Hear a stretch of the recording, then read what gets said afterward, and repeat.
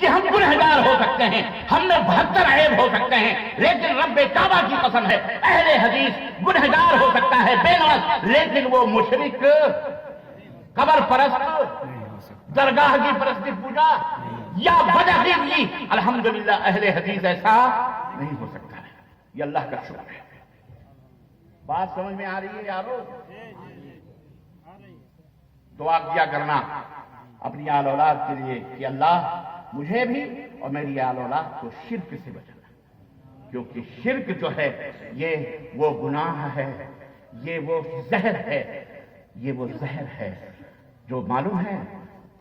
میٹھے کنویں کو بھی زہر آلود بنا دیتا ہے، شراب کا قطرہ۔ تم کہتے ہو نماز پڑھتا ہے، روزہ کرتا ہے، حج کرتا ہے، ارے تھوڑا سا اگر یہ عقیدہ رکھ لیا کہ نبی صلی اللہ علیہ وسلم زندہ ہیں، سب کی سنتے ہیں اور ان کے بہانے ہمارے بزرگان دین بھی درگاہوں میں سنتے ہیں، تو کیا ہو گیا ہے تو مسلمان۔ میں کہتا ہوں بریانی اگر سجی سجائی تھال میں سینی میں آپ کے سامنے رکھی ہو، پیاس اور بھوک لگی ہو آپ کو کہ جان یہاں حلق میں پہنچی ہو بھوک کی وجہ سے، اور کوئی لائے بریانی اپنے سامنے رکھ دے کھانے کے لیے، کہے آئیے،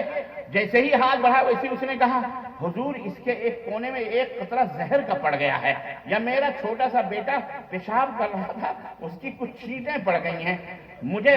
آپ اپنے دل پر ہاتھ رکھ کے بتائیے اعلیٰ حضرت کوئی لقمہ اس میں سے اٹھائیں گے؟ کیوں؟ نہ کہا